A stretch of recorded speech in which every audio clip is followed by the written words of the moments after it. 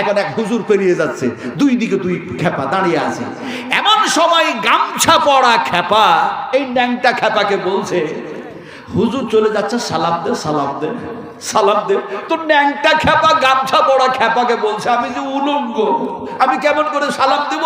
তোর পরনে গামছা আছে, তুই সালামটা দে।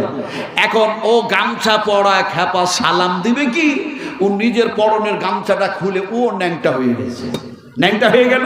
এখন এই ন্যাংটা খেপার দিকে গামছাটা ছুঁড়ে দিল, বলল তুই গামছাটা পর আর তাড়াতাড়ি সালাম দে।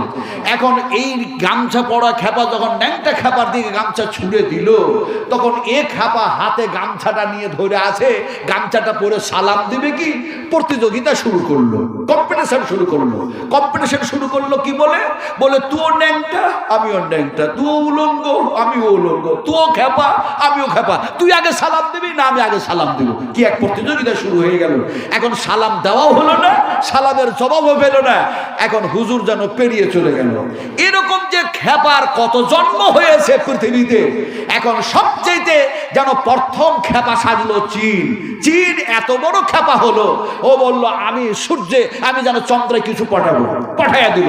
রাশিয়া বলল আমি অত বড় খেপা না হলেও আমি যেন দেখা যায় একটু যেন সেনা খেপা হব, সেও যেন চাঁদে পাঠালো। তারপরে আমেরিকা বলল আমি সবচেয়ে পৃথিবীর বড় খেপা, বড় দাদা বড় খেপা, আমি যেন চুপ থাকি, ও চাঁদে পাঠালো। আমাদের দেশের যেন প্রধানমন্ত্রীর নাম ভালোই, আপনারা জানেন না? জানেন না কি না? না আমি ওটা বলবো না, আপনারা যেটা বলছেন ম দিয়ে যা বলছেন আমি তা বলবো না। তাহলে আমি বলবো নাকি কেটলিওয়ালা চাওয়ালা? এই কেটলিওয়ালা চাওয়ালা বলছে আমি কি আর অত ছোট খেপা হয়ে থাকবো? আমি সবচেয়ে বড় খেপা।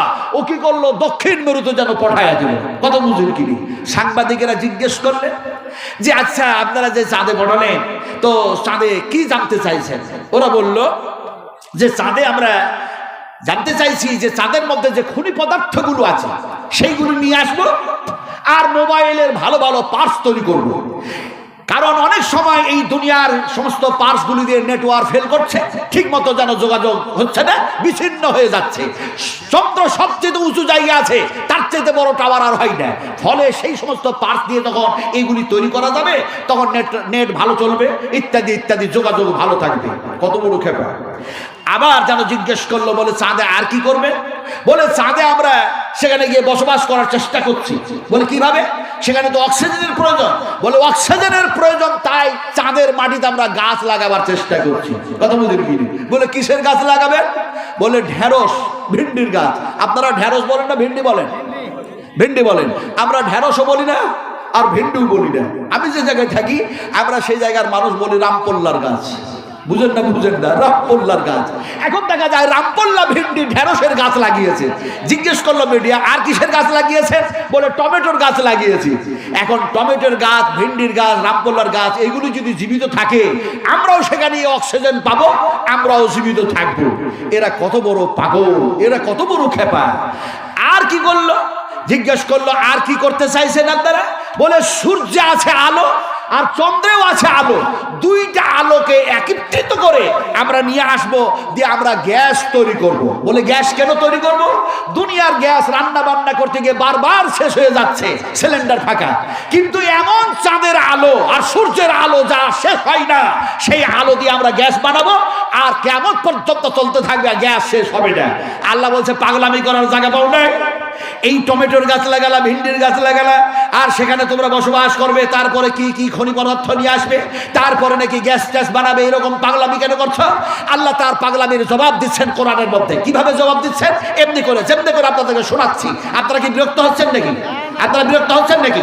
হুয়াল্লাযী জাআলাস শামসা জিয়াআন ওয়াল কামারা, আল্লাহ রাব্বুল আলামিন যারা বলেন هو الذي جعل الشمس ضياء والقمر, আমি আল্লাহ রাব্বুল আলামিন সূর্যে এবং চন্দ্রে যেন এমনি করে কি করলাম, নূর, আমি যেন নূর দিলাম, আলো দিলাম, আর কি করলাম শোনো, এমনি করে যেন এগুলিকে আমি সুন্দর করে বানালাম, আদাদাস সিনিনা ওয়াল হিসাবা, গ্যাসের জন্য নয়, ওই মোবাইলের পার্টস তৈরি করার জন্য নয়, বরং এগুলি আমি সৃষ্টি করেছি এই জন্যই যে এগুলি দিয়ে তোমরা দিন, সপ্তাহ, মাস, বৎসর, আদাদ সিনিন ওয়াল হিসাব, এগুলি দিয়ে তোমরা গণনা করবে। জোরে বলুন সুবহানাল্লাহ।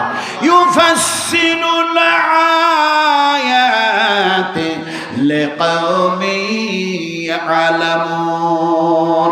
এর আগে শব্দ আছে মা খালাকাল্লাহু যালিকা ইল্লা বিল হক ইউফাসসিলুল আয়াতি লিকাওমি ইয়ালামুন।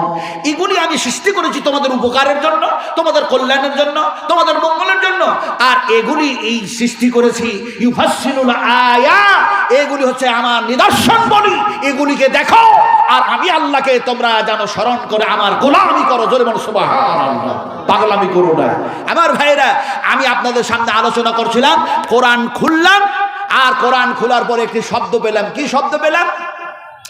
বিসমিল্লাহির রহমানির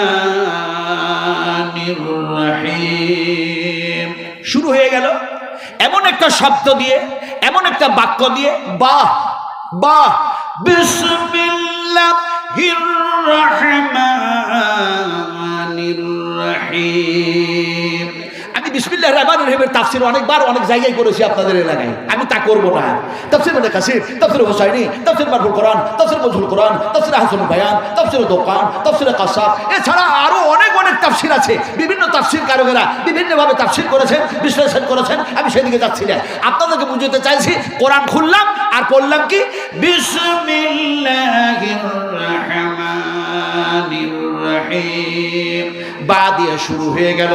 কোরআনের শেষ দিকে যখন গেলাম তখন মিনাল জিন্নাতি ওয়ান নাস, যেন দেখা যায় শিন দিয়ে যেন শেষ হয়ে গেল। এখন বা আর শিনকে যদি যুক্ত করা হয় তাহলে হয়ে যাবে, শব্দটা উচ্চারণ হবে বাস। বাস মানে হলো যেন যথেষ্ট, পরিপূর্ণ। তার মানে আল্লাহ সুবহানাহু তাআলা বলতে চাইলেন এই 30 পারা কোরআন দিয়ে বিশ্ব মানবের কল্যাণের জন্য কোরআনটা সাফিসিয়েন্ট করে দিলাম, যথেষ্ট করে দিলাম। তার মানে কোরআন মাফিক যখন তোমরা নিজেরা চলবে, অপরদেরকে পরিচালিত করবে, তখন তোমরা কোরআনের আলোতে চললে আর অপরকেও চালালে অবশ্যই তোমাদের ইহকালটাও মঙ্গল হয়ে যাবে, পরকালটাও মঙ্গল হয়ে যাবে। এখন কোরআন তেলাওয়াত শুরু হচ্ছে কি দিয়ে? বিসমিল্লাহ দিয়ে। যেন কোরআন আপনি খোলার সঙ্গে সঙ্গে পেলেন। তেলাওয়াত শুরু হলো কি দিয়ে? তেলাওয়াত শুরু হয়ে গেল যেমন আলহামদুলিল্লাহি রাব্বিল আলামিন। সবাই মিলে পড়ুন আমার সাথে, আলহামদুলিল্লাহি রাব্বিল আলামিন। পড়লেন তো? সবাই পড়লেন না? আচ্ছা একটা কথা বলুন তো, আমরা এই হাত দিয়ে খাই না এই হাত দিয়ে খাই? কোন হাত দিয়ে খান? একবার কথা ঠিক, ঠিক তো? কিন্তু আল্লাহ পাক যদি এই হাতটাকে প্যারালাইসিসে পরিণত করে দেন তাহলে খাবেন কোন হাত দিয়ে? বাম হাতটাও প্যারালাইসিসে পরিণত করে দিলেন, এবার কি করে খাবেন? স্ত্রী খাইয়ে দিবে। এখন স্ত্রীর গোটা শরীরটা, আপনার কাকু, আপনার আব্বা, আপনার আম্মা, আপনার সাত গোষ্ঠী যত পৃথিবীর মানুষ আছে সবারই শরীরটাকে পঙ্গ করে দিল, আল্লাহ সুবহানাহু ওয়া তাআলা প্যারালাইসিসে পরিণত করে দিল। এবার খাবেন কেমন করে? জবাব প্রাপ্ত হয়ে গেল। আমাদের যে ঈমানটা ঠিক নয়, কোরআন মাফিক যে চলি না, এটাই বুঝাতে চাইছি। আসলে ব্যাপারটা কি? আল্লাহ পাক বলছে তোমরা খাও না, আমি খাইয়ে দিই। জোরে বলুন সুবহানাল্লাহ। যেমন কোরআনের এক জায়গায় বলা হচ্ছে হুয়া ইউতঈমুনি ওয়া ইয়াসকিন ওয়া ইযা মারিযতু ফাহুয়া ইয়াশফিন। আল্লাহ সুবহানাহু ওয়া তাআলা বলেন আমি তোমাদের পানি পান করায় দিই, আমি তোমাদের খাবার খাইয়ে দিই। ওয়া ইযা মারিযতু ফাহুয়া ইয়াশফিন, আমি আল্লাহ অসুখ দিই আর আমি আল্লাহ অসুখ ভালো করে দিই। এবার বলুন কে খাওয়ায়? আমরা খাই না, কে খাওয়ায়? না না, মমতা খাওয়ায়। আপনারা জবাব না দিলে আমি উল্টো কথা বলবো। একটু জোরে বলতে হবে, কে খাওয়ায়? আরো জোরে বলুন। যে আল্লাহ খাবার খাওয়ালেন, খাবার খাওয়ার পরে কি দোয়া পড়েন দেখি বলতে পারেন কিনা? ব্যাস, নবী সাহেব যেটা বললেন না সেটাও বলে দিলাম নাকি? কত সহজ কথা। মাসুম के ऊपर इल्जाम क्यों लगाते हो? মাসুম के ऊपर बोहतान क्यों लगाते हो? তার মানে রাসূলুল্লাহ সাল্লাল্লাহু আলাইহি ওয়াসাল্লাম যেটা বলেননি সেটা তুমি কেন বলো?